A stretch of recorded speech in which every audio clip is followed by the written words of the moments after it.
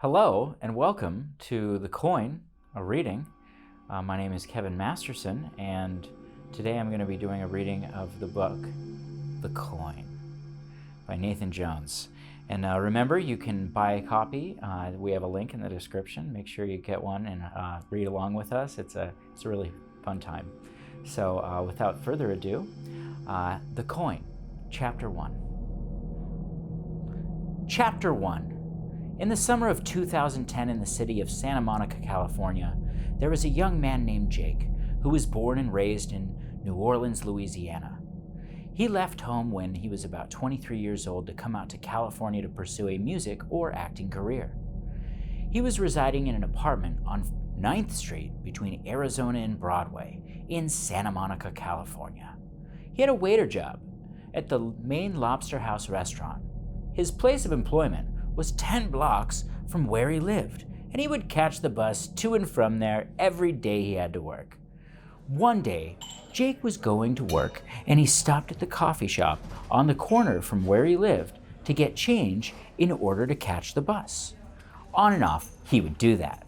But this particular day, the cashier at the coffee shop gave him his change, and in the change, there was a quarter that was bent on all sides.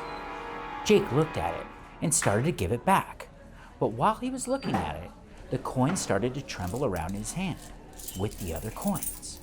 He didn't say anything about it to the other people who was standing around in the coffee shop. He just folded his hand with coins in it and walked out, headed towards the bus stop. When he reached the bus stop, he sat on the bus bench waiting for the bus, and he opened his hand to look at his change to get bus fare out and took another look at the bent quarter. When he opened his hand, the bent quarter started to jump up and down in his hand. He was kind of afraid, but for some strange reason, he got curious and said, "What the hell?" He took the bent quarter and the rest of the change, minus the bus fare. He put the change back in his pocket, and at that time, his mind was wondering how and why this bent quarter was moving about in his hand. It wasn't moving around in his pocket. While sitting on the bus bench, waiting for the bus, Jake started to have weird thoughts to see all things in a different perspective. He would see a man in the passenger seat of a car, stopped at a red light, looking mean at him, at Jake.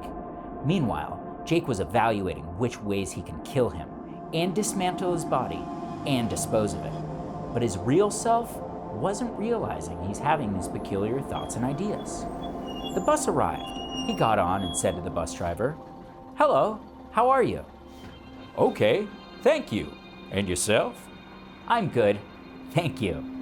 He took a seat on the bus, rode to his stop, got off and walked across the street to his work, walked inside the back door of the restaurant, and punched in with his time card. Fellow coworker Tom. "Hey, what's going on, Jake?" Tom was standing in the hallway leading to the dressing room. "Everything's all right. How are you, Tom?" "I'm good. Ready for this day?" "Ready as I can be." Meanwhile, he would off and on be thinking in the back of his mind, why was that quarter jumping up and down in his hand? Jake went into the dressing room, put his stuff in his locker, and put on his apron and went to work. He walked into the restaurant and started waiting on the customers. All the customers he waited on were pleasant, except for one guy who was drunk. "Would you like to order, sir?" "What do you think? Sure, I would like to order." Jake kept his cool and said, "What would you like to have?" The guy looked at the menu. The customer ordered the number 10 on the menu with black coffee. Jake took his order, and on returning with his order, he approached the customer and said, "Here's your order, sir. Number 10 with the black coffee." The number 10 was waffles with pork sausage patties. Paused, looked at the food and said, "What in the fuck is this? I didn't order this shit." "Ah, forgive me, sir." But in reality, Jake was so pissed and angry at this guy, he could have grabbed one of those utensils sitting on the table and stabbed that dude in the chest. But instead, he said to the customer, "Excuse me, sir. Let me go get the manager." "Yeah, you better get somebody, 'cause I ain't eating this shit." Jake retrieved the manager and they both walked over to the table where the customer was. Is there a problem, sir? Yeah, there is. I didn't order that shit. Ah, excuse me, sir.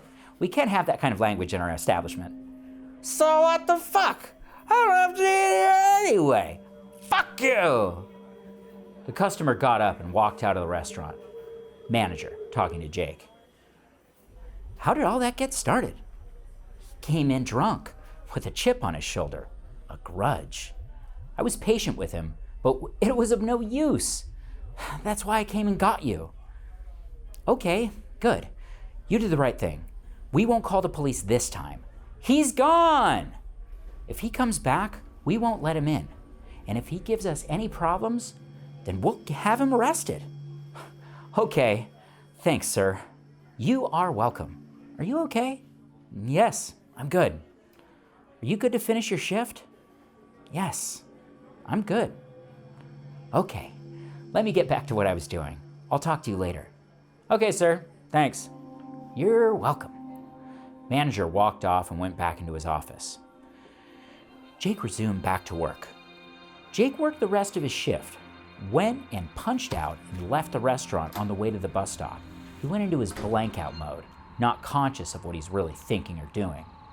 And he had a sixth sense to know everything about people who do wrong to him each day. He caught the bus and went to the army surplus store to get some weapons. Then went to the drunk guy's house who was in the restaurant being very disrespectful to him earlier on his job. Jake got to the guy's house, but he wasn't home, so he waited for him to come home on his back porch. It was dust dark! Meanwhile, the drunk customer was at a bar on the other side of town. This has been Chapter 1 of The Coin. Thank you for reading along with me. Remember, you can buy a copy yourself in the description, and we will continue next time with Chapter 2. Remember, like and subscribe, and see you next time. Thank you. Jake got up very quietly, walked to the kitchen window, and quietly looked in. He saw Joe in the kitchen. Kevin.